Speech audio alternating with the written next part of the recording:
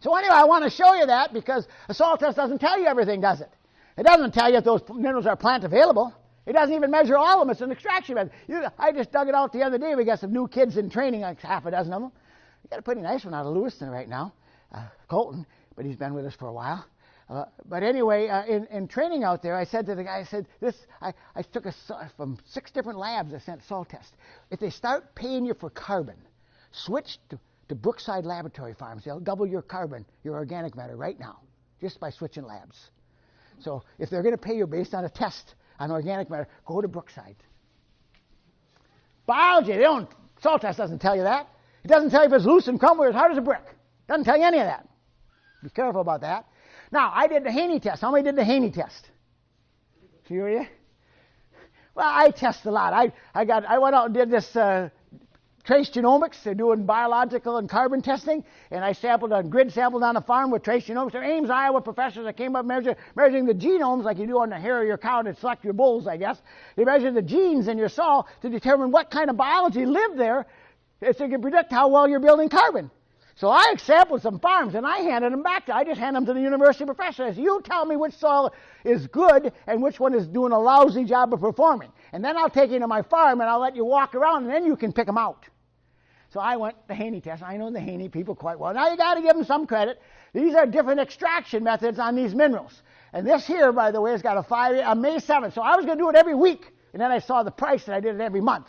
So, I'm still a tight old German. We got to get. So once a month was close enough to do these things. Every week got a little costly.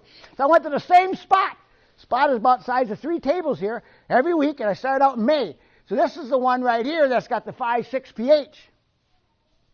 This extraction method right here is supposed to be more similar to what the roots get.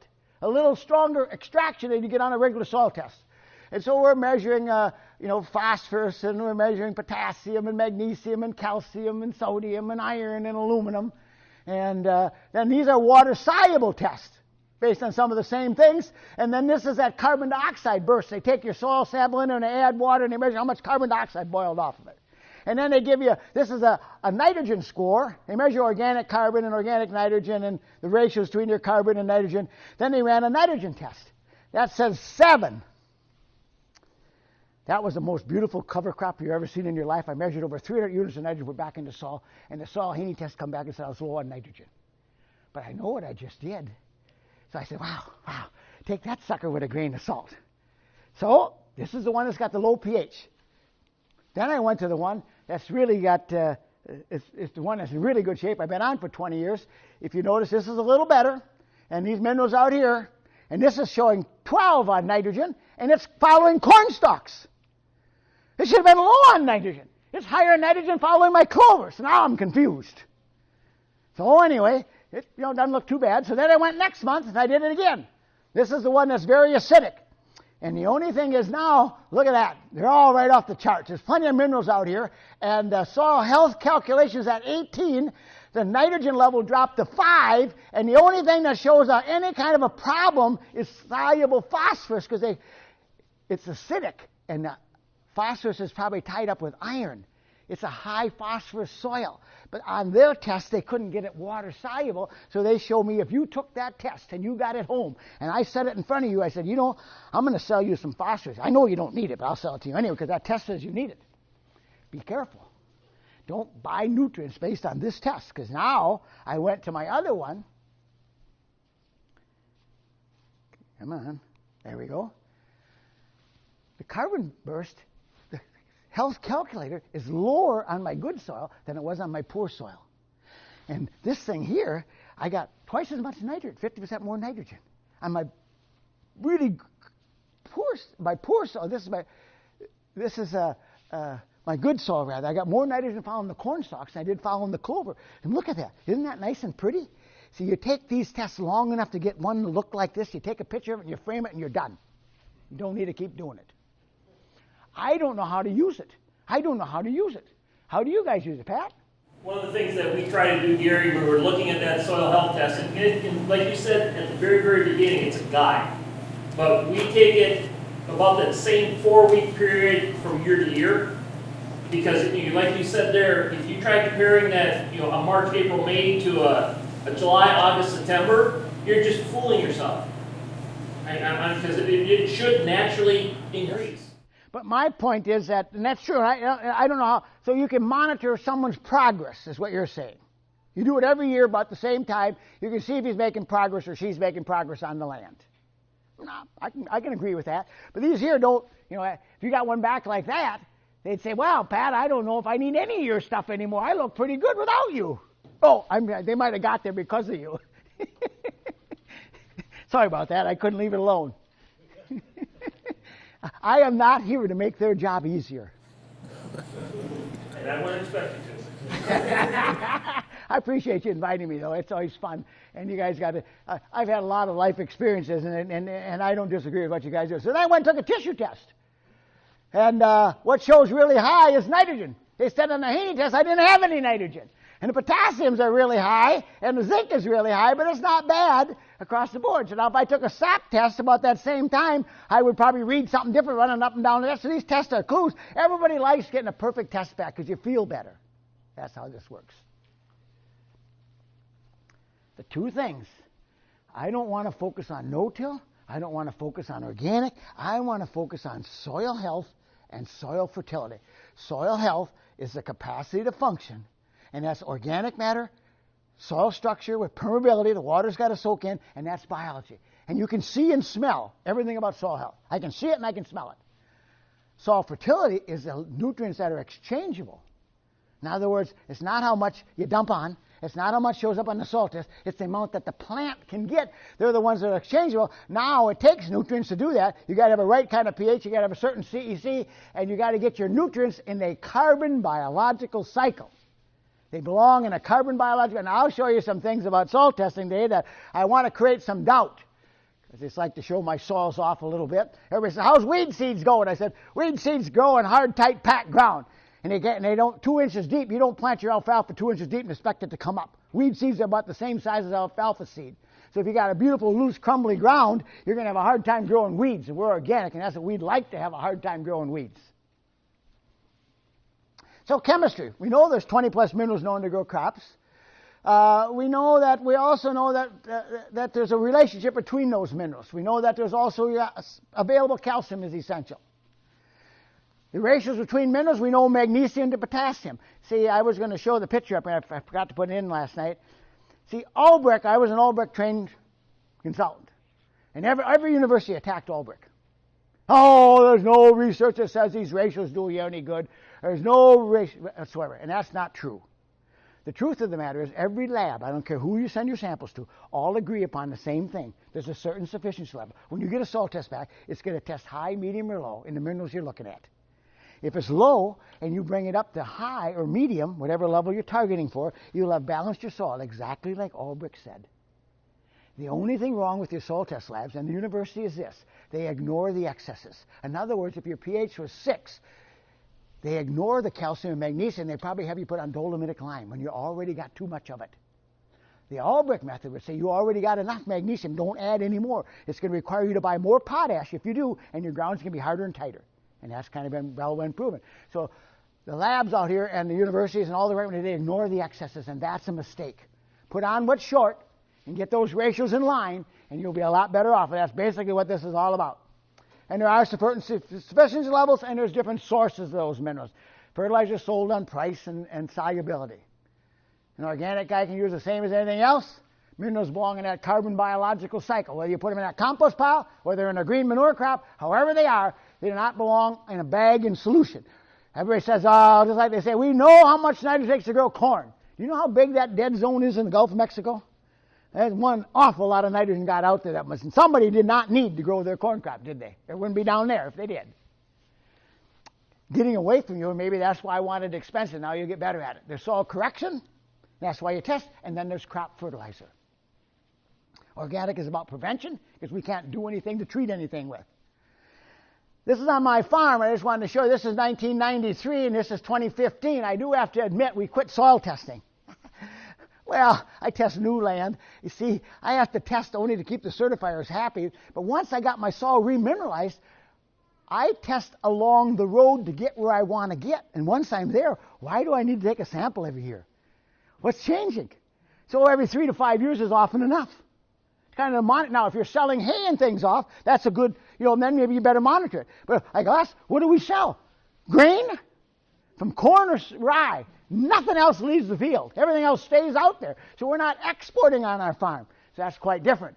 So anyway, back in 93, that was an 8.9 CEC, 1.9 organic matter, 22 on P1 and 37 on P2. And potassium was 2.2, magnesium was 32, and calcium 65. Now I got my marching orders. So I want my phosphorus to be at least 50 and 100. It didn't take us long to get there. You see, now I don't need to add any more phosphorus. We got enough phosphorus. All I got to do is kind of maintain it. I don't need to add any more. I also wanted to, so I got my P1 as my readily available, my P2 as my reserve. And then if I look at my organic matter, it's basically gone up a good percent.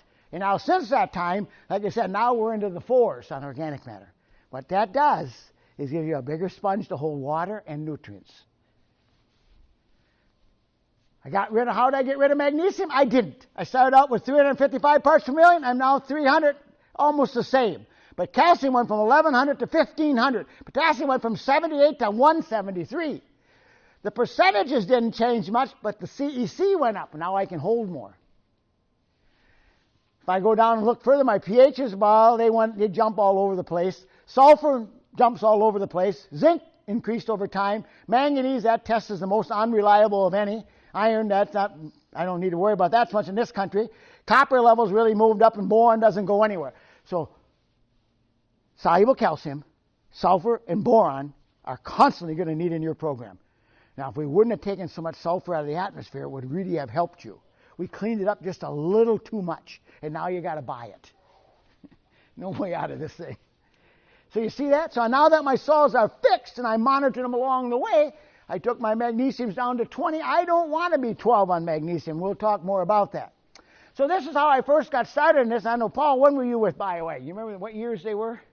Me? Yeah, when were you there? I don't remember either. It's okay. When you were just a little kid. No, not a little kid. It's when he used to drink more beer is when it really was. We stressed him pretty hard. This is Australia. If you're from Australia, you don't have any government regulations because there's no people and no money.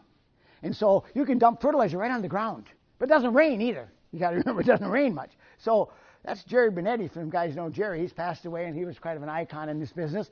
But see, that's a compost pile. Then all these are different minerals, natural mined minerals. So they farm thousands of acres. And so this is young Australia. And so Cindy and Ron Daly. And they put out a field of 500 acres. It's all pretty hilly, rough land, and they grow a lot of wheat. And they took a soil sample from that land, and then they took the compost and they added the minerals that fit that land. And that's how they delivered fertilizer. That's the first introduction I had to carbon-based fertilizers. Why not have them hooked to a carbon source before you add them to the land? And that's how they did it. So then back, and this is when I started BioAg, we had a typical blend. We'd had some humates. We had to add in, as our first addition to a carbon was adding humates. We had MAP, ammonium sulfate, potassium sulfate, K-Mag, calcium, individual trace minerals is how we built fertilizers back in those days. This chart is I was just trying to show some of the old days what we did. I didn't want everything to be soluble, so I put some things that are slow release. If you look over here under slow release, lime. Lime only works on land that's acidic. You got low pH, you add lime. The acidity, the carbonates neutralize your soil. Over on this side, what's soluble calcium? Our BioCal. Or burnt hydrated lime. And Paul, I don't know, you're putting in a gyp soil product? Yeah. Some. And other calcium sources. Yeah. Well, as needed, yes. Yes. And 15 years ago, I finally answered your question. 15 years. Well, how the hell was I supposed to remember you asking my question from 10 minutes ago? 15 years ago. Greg, you were really young when I hired you. We met at a field day somewhere, and he sounded like he knew what he was talking about. Anyway. So, what does calcium like to hook to? Calcium nitrates and calcium chloride. See, what happens to calcium is it's hard to get enough plant-available calcium. Your commercial fertilizers, if you're using commercial potash, the chloride forms calcium chloride and leaches out your available calcium. Calcium nitrate, excess nitrogen, takes calcium with it when it leaches. They don't leach by themselves. So available calcium is hard to keep in the soil. And so just like MAP, whoops, go back. I like MAP over DAP as a phosphorus source, but that's a these are fertilizer materials. Conventionally, if I want to build the soil, I want to get it from poultry manure, dairy manure, hog manure, or rock phosphates. I don't want to put a commercial fertilizer on. They tie up within a couple of hours. You're putting them on just bare, and you're hoping the plant gets some before they get tied up. If you had them mixed with something before you put them on there, they wouldn't be tied up with something you already have in your soils. And so then we just like potassium out here. Potassium chloride, now I guess the guys use a little bit of that today. I'm not opposed to a little bit, but I like to say potassium sulfate's the middle of solubility and K-mag is low. If you took a third, you have a time-release potassium source. And then we do a lot of that in the potato country. And then we got our sulfate trace minerals. So organic people got to usually live in this column. You see gypsum somewhere in between as solubility. Everybody says, you ask about gypsum. You know what the best source of gypsum is? Pelleted gypsum. 300 mesh grind. Coat it with calcium lignin sulfonate. It's coated with a biological binder, and it's $300 a ton. That's what you got to compare that's what you got to compare BioCal, that's gypsum, all these other soluble sources. You got to compare it to, because regular quarry gypsum is not that soluble. So anyway, that's the fertilizer industry. But you can change any one of those by hook them to different things. I just wanted to point this out as we go along. My lifetime career went along. We kept doing this carbon. We bought that Ampel, American Pelleting Company down in Harvey, Iowa. That burned to the ground. We never rebuilt. That was making humates. When I got back from Australia, I put humates. We made Humiphos, Humical. We started mixing humates. Why humates? Because they have a 3-4 pH. They're very acidic. If you put lime on an acidic soil, you get plant-available calcium.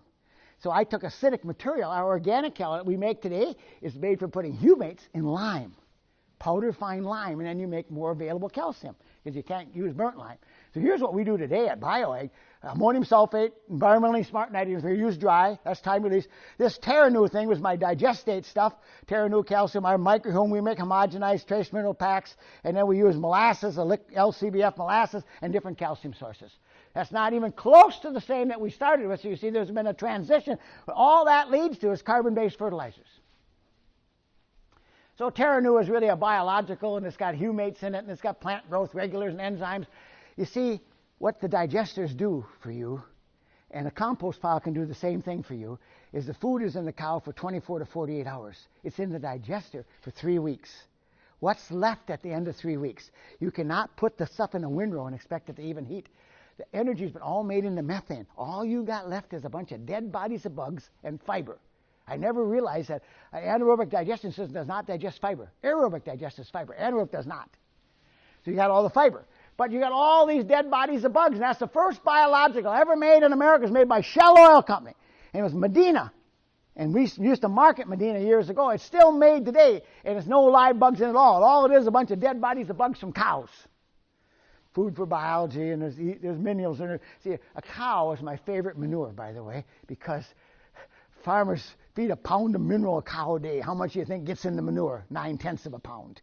And so there's a lot of nutrients go right through the cow. And you feed things like selenium. Selenium is actually quite beneficial for the health of your plants. But how many people buy selenium? Buy dairy manure, you get selenium. Because how efficient is selenium at feeding a cow? You feed her a whole handful and one drop stays in the cow and the other part goes in the manure. Anyway, this is another farm. This is Jason Fuller. And you guys, Paul knows him well and works with Jason. Your stuff that you guys market here doesn't come from him, is that correct? Some of it comes from him. So Jason got to be, I dragged him in this business, and I kind of feel bad about it, and he's kind of the age of my kids, and I kind of adopted him, I guess. I'm trying to help him, in other words. But he pulled in my farm one day, and I think he came to a field day, and I had a Wildcat compost turner. And he started asking questions about making compost, and I said, you can have it. If you turn my compost for 3 years, it's yours. You should look again. It was not the greatest compost turner in the world. A Wildcat caused a lot of trouble. Jason still got it. It's always in need of repair. It's always in need of repair. But anyway, he got into compost business. He built quite a successful business. This is the farm he bought by Marshall, Wisconsin. And I've been involved with that. See that building down below? It was a CAFO. 2,000 head of steers were fattened in that building. It's 100 feet wide, 800 feet long. There's another one just like it. And there's a huge heated shop on that farm.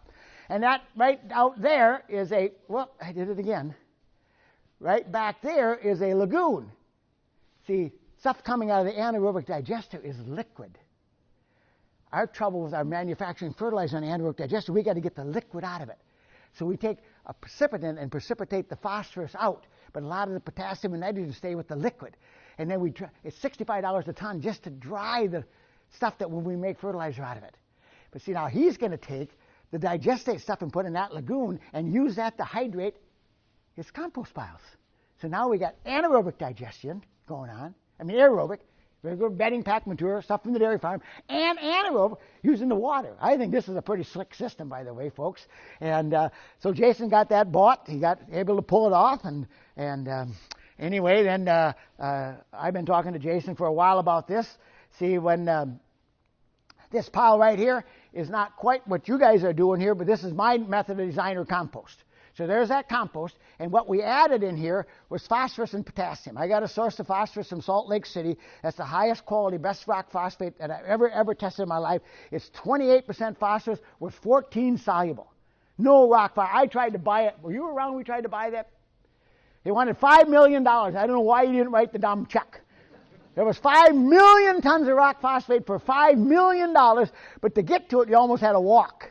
It was soft. It broke apart. Now, the company from California bought it, and it's still a high-quality phosphorus source. So I brought in a load of that powder. I said, just give me your overruns, your sweeps. They make micronized it. They do a lot of things with this phosphorus. A lot of it goes to California and overseas. So I got that rock phosphate mixed in that compost pile, and then we got sunflower hull ash that we bought. Now that's about a 35% potassium source. So now that's mixed in there, and then this is how we started with. Now also we can mix calcium in there, and I'm under the opinion you guys do a fair bit of calcium with it, and then you got your proprietary blend that you're putting in there. Yep. So those two guys, gosh darn that button, my finger's too fat. This guy's from Malaysia. That's Jason Fuller right there. By the way, he says that's a quick trip body. If you work all the time like him and the only place you eat is Quick Trip, that's the kind of body you'll end up with.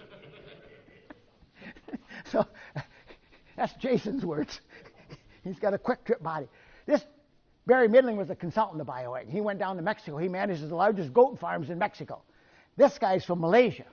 And this Malaysian group I got involved with because they are the largest biochar manufacturers in the world. What's in Malaysia and Indonesia? Palm oil, palm husk.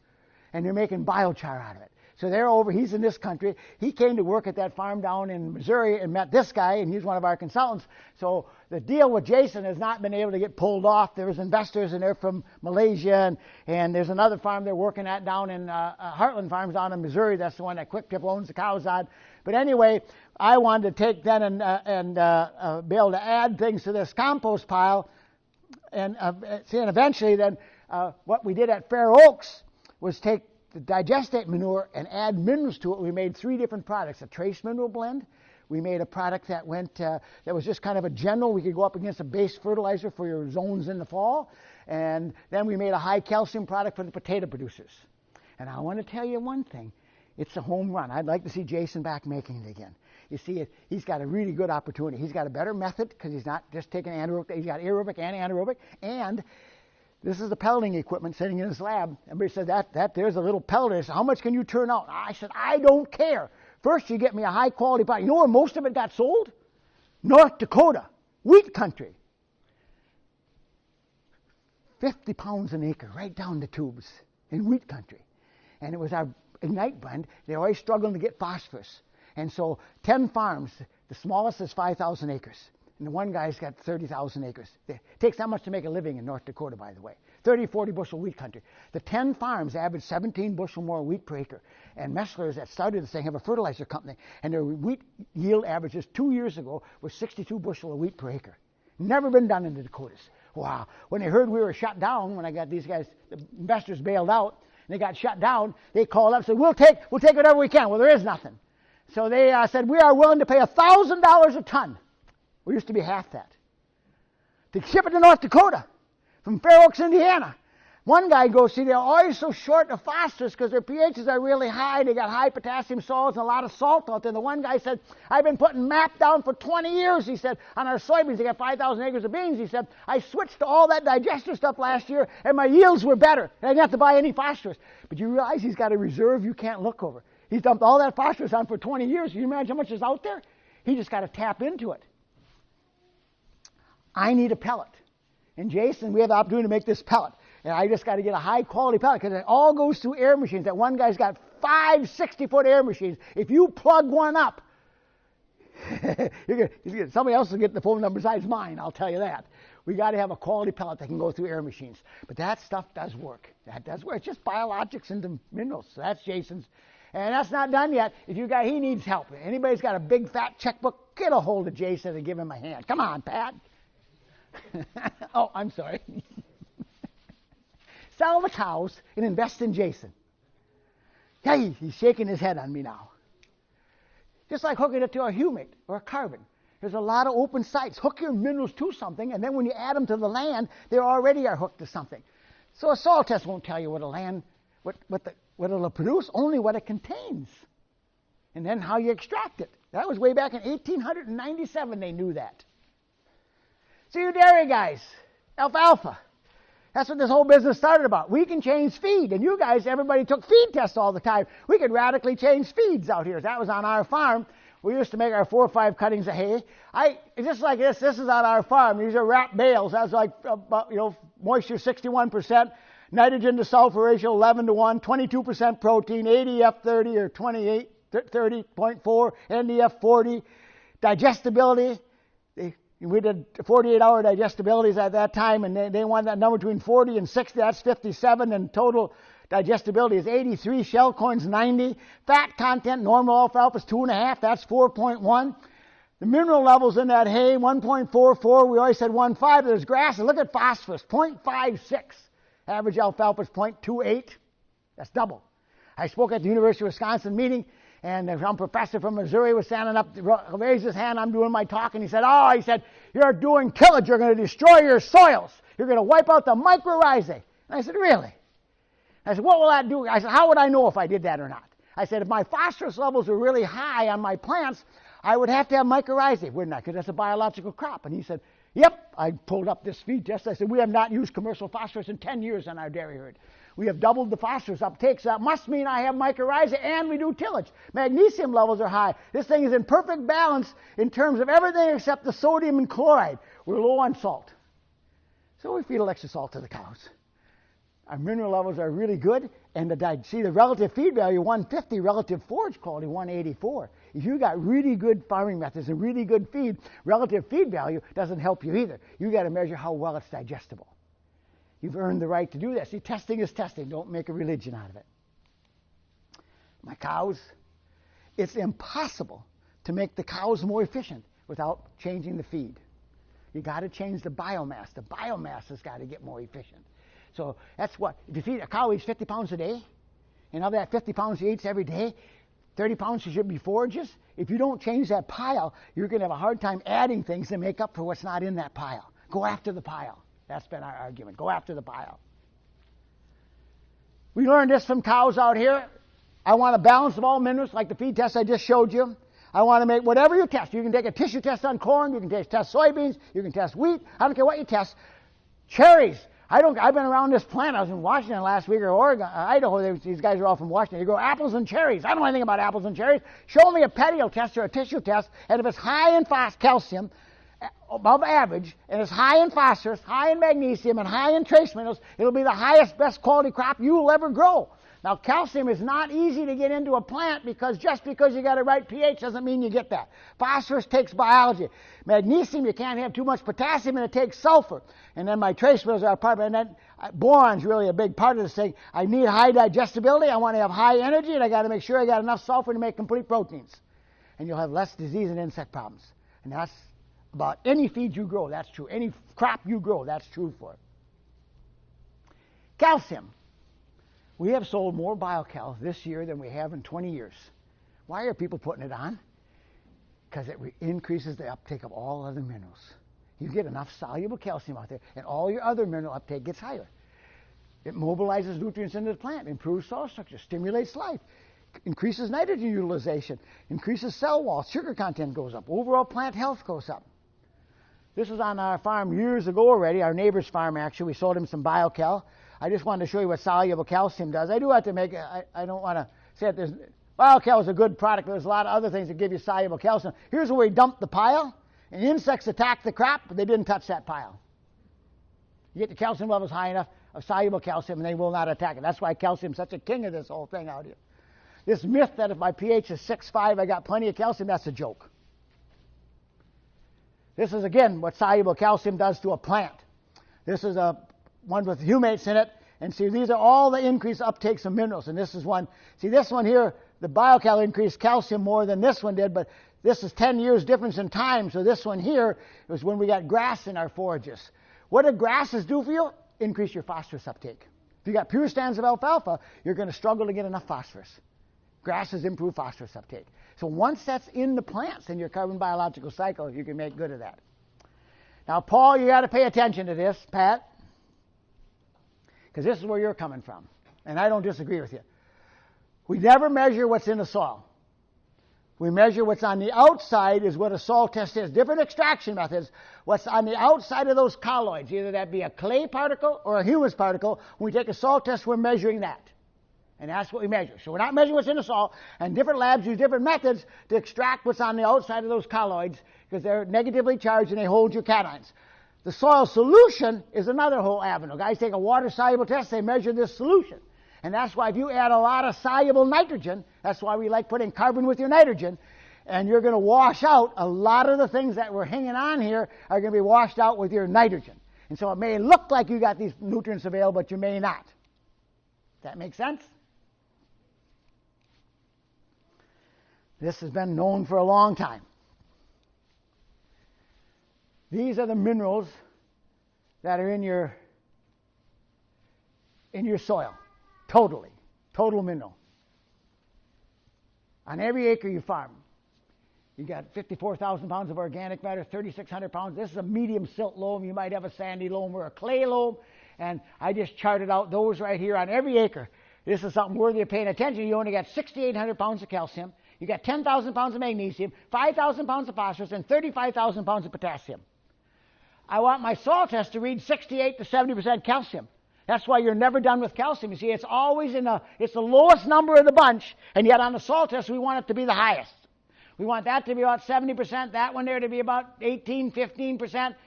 Phosphorus is in a different category. Potassium, we want to be 3 to 5%. So that's what's totally in your soil, and that's what you're doing when you grow cover, or trying to extract from that pile. Is that correct to say that, Paul? I'm okay. This is a summary of that. My total minerals are in the soil, and here's what your soil test would say. About 2,000 pounds of calcium, that's 1/3 of it almost, 400 pounds of magnesium, 200 pounds of potassium, and phosphorus we'll do separate. So that means what you have available for the plant is 60 to 120 pounds. So if you add a soluble calcium source and you're only adding 20 pounds, it's huge on what's available to the plant. Now, magnesium is a good example. If anybody farms sand, because that's where you usually find magnesium deficiencies. If you're on lighter soil, I went to a guy that was only liquid fertilizers for years and years and years. The corn was all striped with yellow stripes up the leaves, and with severe magnesium deficiencies. 50 pounds of K-Mag, 10 pounds of magnesium per acre, completely changed a yellow crop to a beautiful dark green crop. But 10 pounds an acre was all he had available anyway. In sand, he had less than that. Just like potassium, that's all you have available, but you got 200 pounds. So when this gets used up, more of this moves over if you got good biology. So you don't have that many. You put on 200 pounds of nitrogen, you pretty well wipe that guy out. And you don't have that many pounds of calcium to start with. And that's where crop fertilizers and extra added things come into balance. The other thing about calcium is the only mineral that you need to add to really affect soil health. See, the pH affects soil health, by the way. For one thing, it affects soil health, but it's partially this. See the size of these little particles? Potassium is real small. And that's why these old clays that are high in potassium are so hard and tight. If you stick a calcium particle between those platelets, it spreads them apart. I can put calcium on your soil and improve the soil structure. It's the only mineral that'll do that. Phosphorus. 50 to 80% of all the soil phosphorus is bound to organic matter. And I read your stuff. I'm well aware of the fact that when you send a soil sample in, I think, Pat, you sent me some things out there, that they're doing an extraction method. They burn it, grind it up, and then they measure how much minerals you have available. They're not really measuring. This is not a measurement that takes place very well. Phosphorus is a biological mineral. If you're struggling to get phosphorus uptake, if you show me your feed test or your tissue test and phosphorus is really low, you have a biological problem. That's a biological mineral associated with mineral uptake and some other things out here. Most of it's unidentified. And different types of phospholipids and nucleic acids and enzymes. The other thing about phosphorus, it's in the biological cycle. Protozoa, nematodes, fungus, mycorrhizae, bacteria, actinomycetes, it's a biological mineral. So phosphorus is hard to take a salt test. I like my salt test really high. Does that guarantee I get it into the plant? No. It's a biological mineral. But I got to have a reserve. I got to have a reserve. This is just a soil test. I just want to show you why you take a soil test. I take a soil test because I want to know what kind of soil I'm working with. If I go to your farm, I don't know what you got for soil. If I see a soil test, I saw your soil test. I look at one thing. I first look at what type of soil is this. I want to know what your pH is. I want to know what your CEC is. I want to know what your organic matter is. And now I know what you're working with. If I don't take that, and there's years and years of experience following this thing, that gives me some guidelines. The second thing is the universities weren't totally wrong. I do want to know where your P and K levels are. If they're really, really low, they're like some of yours, I'd like to shuffle things around just a little bit. And that's the reason why this uniformity is quite important. But those levels are valuable. Now, having said that, that doesn't mean I can't see. I tell people it's the kind of farm that we like to rent. I want to rent the farm where the guy put on doses of dairy manure, bought a lot of commercial fertilizer, and went bankrupt doing it. And now I buy the farm. I got a reserve to tap in that'll last me my lifetime. You see, I need a reserve. I need to tap into something. So I not need about P and Ks. And calcium, magnesium, I want to know where they're at. I just want to get some idea where they're at. I want to know where trace minerals are at on your soil test, and I want uniformity. If you're a dairy farm particularly, if every soil is not exactly the same, then your feed tests are all over the place, and it's impossible balancing a good ration. By the time you get the feed test back, you're onto a different field than I took the sample from, and so we're always chasing what you used to do, not what you're doing. So that's why uniformity, tight rotations, proper use of nutrients for every soil test, every feed test will look exactly the same, and then you have success with cows. This here is a piece of land we bought. The last land in the state of Wisconsin that sold for $2,000 an acre, just 3 years, 5 years ago, maybe now, time flies, is a CRP program. It's a 2-layer farm. The buildings are down below, and this is up on the ridge. And how much, when it was a dairy farm years ago, like they all were, how much manure got driven up in the wintertime with this 2-wheel drive, narrow front-end tractor up that hill to the top? How much do you think got hauled up there? 1 load a year? Want to bet on that? 2? 0. Pat's for 0. Me too. Well, anyway, he stuck it in CRP, and that's when our fine government had so much money they paid you to plant Christmas trees. Who in the world's idea was that? Why didn't you at least plant walnuts? But Christmas trees. So I was offered $1,000 a tree if I delivered them to England. But that was the problem. He still use real trees in every little town in England. England's got 65 million people. Wisconsin, same size as Wisconsin, and we got 4 million people, or less than 4. So anyway, we bought that land because we had it landlocked. Steve Stricker's brother owns the land right next to us, and I hate to tell him it's landlocked by us. He's asking $5,000 an acre. My son offered him $1,000, so we're a little ways apart yet. It's all woods. It's just hunting land. We don't need any more land, but it's just because we got it landlocked. You can get there on a walking trail from down below. The hunters aren't that ambitious. So we cleared it. A bulldozer. We got all the equipment, and the grapple hooks on our big skid steer with tracks on it.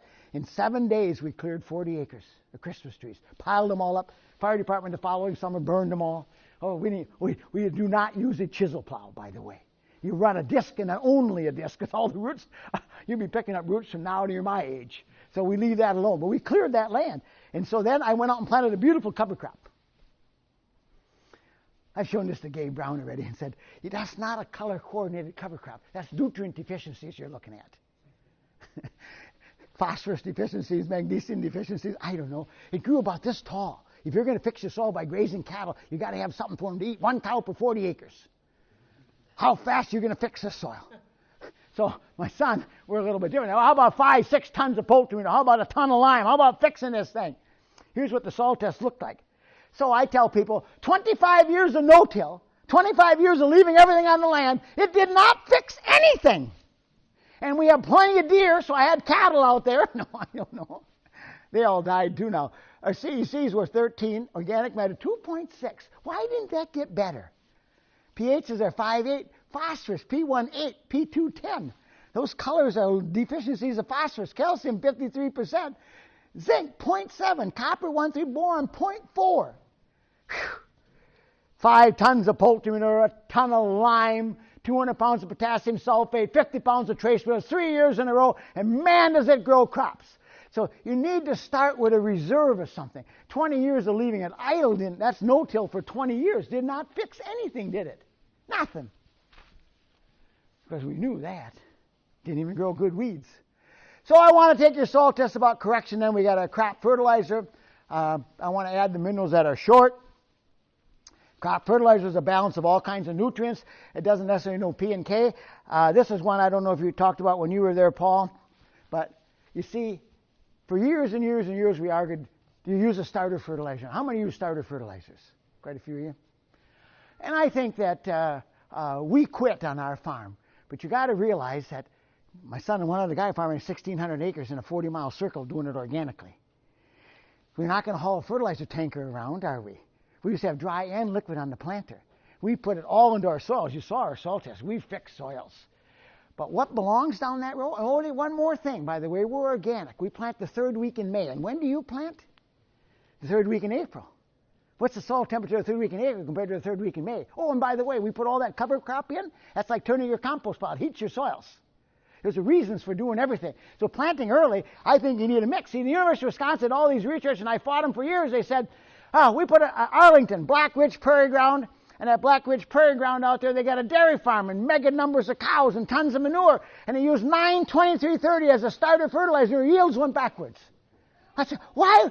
Your numbers are off the charts to begin with. Why putting on something you already got too much of and then use the salt and ammonia to start with? Why would that help you? Why don't you put something you need? So it took me a long time to figure out, you know what you need? I think you need a colostrum mix. I saw what you did out there, Pat, and see, I think you put down there's some biologicals and some of your extracts, I think, Paul, and some of your properties. See, I want to put on top of the seed a colostrum mix. Get the soil warmed up, put some biology in there, and put something to get it up out of the ground and uniformly out of the soil. In cold soils, because you're planting early, and I think that brings, it doesn't have to have a little bit of P and K is fine, but it doesn't necessarily need any if you got enough in your soil. What you're trying to do is get it warmed up enough to get them all germinated and out of the ground uniformly and warm that soil up right next to the seed. So what you dribble on top of the seed needs to be a biological, a colostrum type mix. Yes, Pat. On our, just to inform you of what we're doing, on our conventional, we're using a 5-20-10, I believe it is, with our compost extract, our liquid living carbon product. That's right, wait. And then on our organic, it's just the liquid living carbon and humic. Yeah. That's what we're doing. And it's the reason of what you said too, cold soil versus warm soil. One you're planting earlier than the other, and a little bit of P and K is fine, and you buffered that out by putting some other properties with it. You did, and it's not a salt that you're using in the first place. See, and that's exactly right. That's exactly the same thing I'm talking about. See, we don't disagree on that at all. We don't probably disagree on much of anything you think about. They're both biological systems, and just kind of how you do it. I'm 100% in agreement, and that's why I said I don't need to put commercial fertilizer down on top of the seed. That's, push it 4 inches over and 4 inches down. Why? So why don't you just bulk spread or put it on the field next to it? I like to dribble my starter right on top of the seed. Yes, Paul?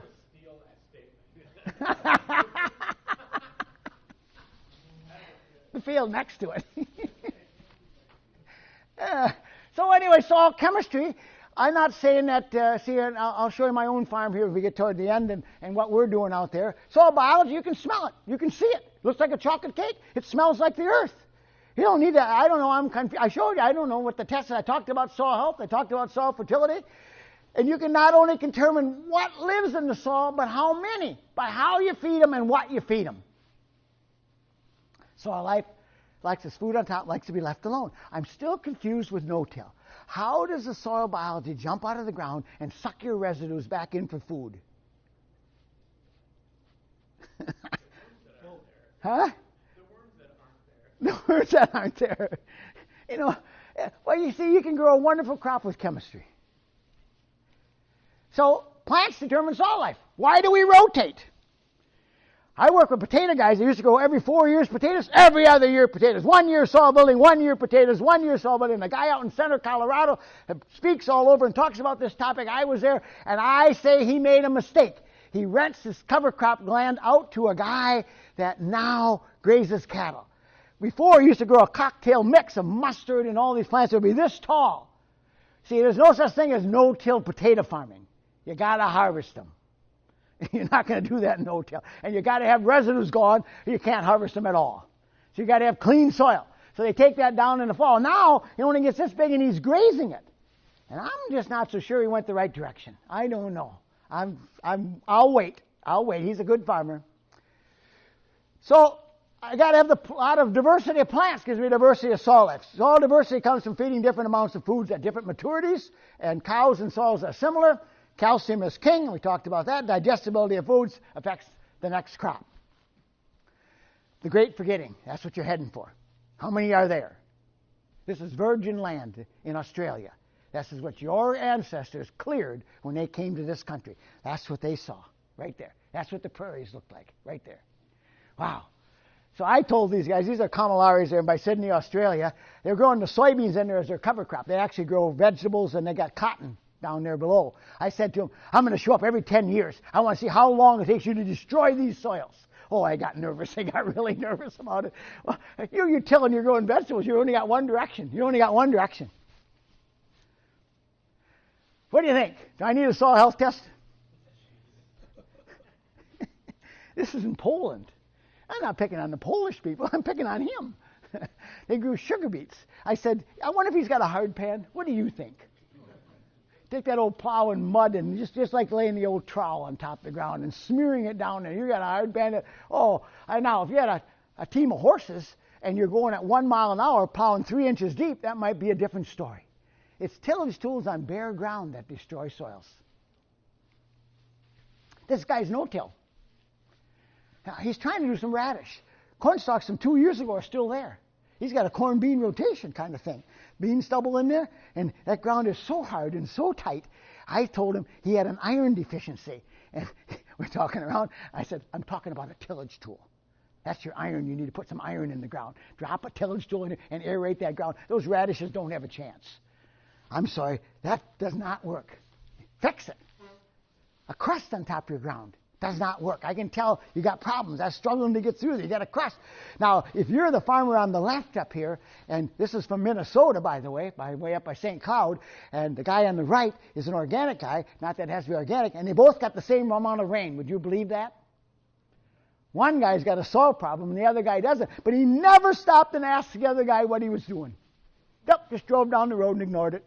Obviously, he's got a problem because that's not only water, that's washed in residues from the rest of the field. Wow, if that was mine, I'd be so embarrassed I'd have to plow it. No.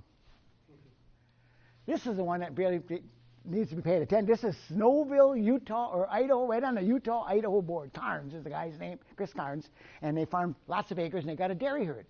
And see, these guys say everybody has such a trouble of just not, every piece of something you grow, you want to harvest. And everything, when you buy water, you're worse. Because then you don't want to buy water for something you're not going to harvest. They put triticale in there, and they harvested it for their cows. And then they put this cocktail cover crop mix in there, and they watered it. You know why it's called Snowville, Utah? Because the ground is white with salt. And the pHs are close to 9, 8.5. Wow. You don't fix those soils. They got sulfur burners through their water, and they got junk in their irrigation water. They got sodium coming through the well. That's why the ground is white. And so 300 sack potato crop, normally. So he's got this cocktail mix, and that's a tiller radish. He's got all these different plants in there, and he watered them, and they grew pretty well. And he took everything he made. He needed phosphorus because these high salt soils, you have a hard time, the high pH soils, you have a hard time getting phosphorus. He needed some calcium and sulfur, went in the compost piles. Soil's alive, and all their fertilizer got delivered either through that cover crop or through compost. And he grew a 600 sack potato crop, and everybody called him a liar, except he had the records from the potato company. He had 600 sack, he doubled the potato yields. He bypassed his soil, didn't he? Doesn't do any good to throw commercial fertilizer on that land. My God, what are you going to grow? It's all going to tie up. It's going to get bound up. So he bypassed his soil. So this is not a bad idea for a lot of people. Just like this practice right here. There's two crops that I really like, oats and rye. Oats is really a wonderful kind of a thing.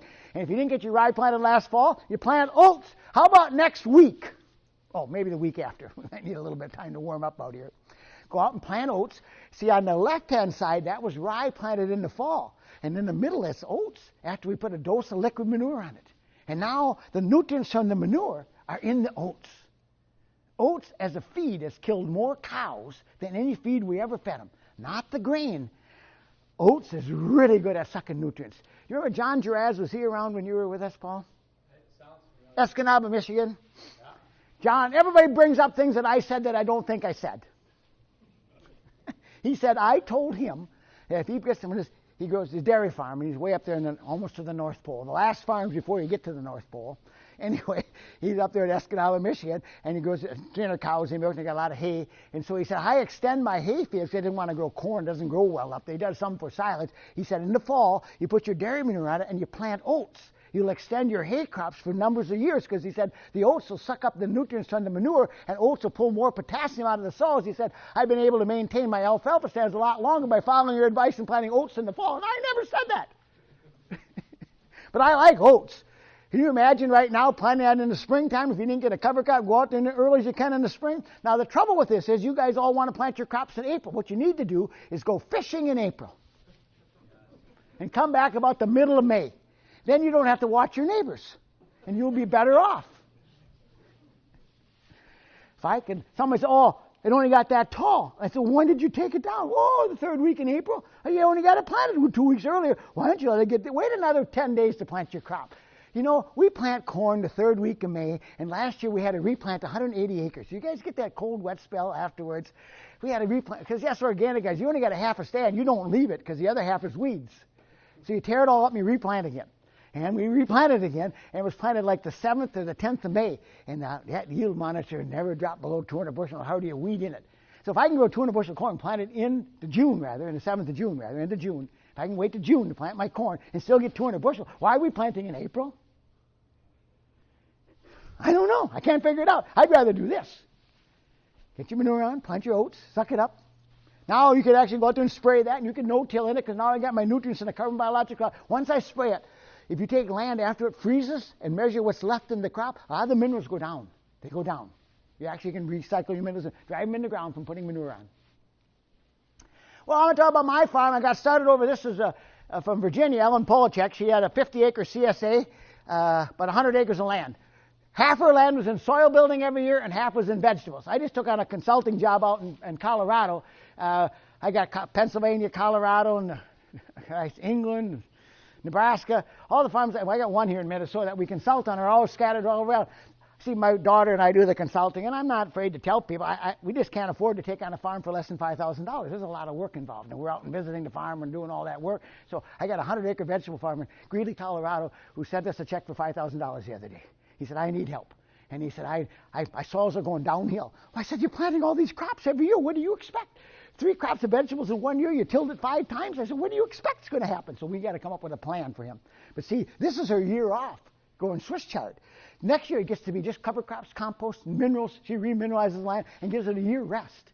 Because it's the biology that takes a hit from tilling it, planting 3 crops of vegetables in 1 season. You know what, the biology is getting beat up so bad, you can't, how do you make a go of it? So then we started this on our farm. Now this, I didn't have any good pictures of doing this. That's our Lemkin.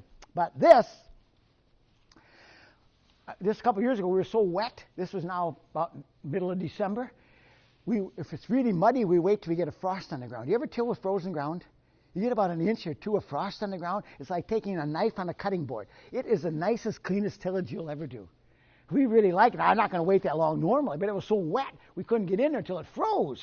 You don't cut tracks in the field, you do nothing. So we're working down with our Lemkin. Now my son is trying to cut down his trips. He doesn't have much of a labor force, and everything is trying to minimize the trips across the field. So now we got shredder heads on the combine, so we don't have to go out and shred the stalks anymore. We saved the trip, so they'd all be shredded today. Here's what it looked like last fall when he got done. We get done combining, we've cultivated it. See, we're 1 year soil building and 1 year corn. So we're tilling every 18 months. So last fall, when we tilled these corn stalks, we got a Kuhn Interceptor. You familiar with that tool? We really like it. Our Lemkin has got a problem. The discs are so close together, it puts speed bumps all across your field. So if you're rotary hoeing at 10 miles an hour, you get speed bumps all the way across that field. Drives you nuts. Because too much residues get between the 2 discs and they puke out piles as you're going along. So the longer it's stretched out, I want to till it stretched out from here to the other end of this room. I won't get those piles. There's a new one my son has been looking at now. We'll probably get rid of our Lemkin. But see, I had a friend down in Iowa. He's going to follow what I do. And I went on this ground. He drilled in, no-tilled in rye in his corn stalks. There was no bare soil. I said, how are you going to frost clover in the spring with clover on corn stalks? Clover seeds won't grow on top of the corn stalks. You have no soil out here. You have to give me some ground. Now, we put on 15 pounds of clover seed, or cover. It's a 4-way clover mix. It's probably all the same thing. It's red clover, white clover, crimson clover, and then alfalfa. And I had to have a cocktail mix just because it's the same thing. We just did it because I like the different colors. I don't know if they do anything different. They're all clovers. But see, now, next week, 2 weeks from now, my son will be out there with a side-by-side putting on 15 pounds of that cocktail clover mix per acre. He can do 200 acres before the ground gets muddy. When it starts thawing out in the springtime, we're going to be seeding this in about 2 weeks from now.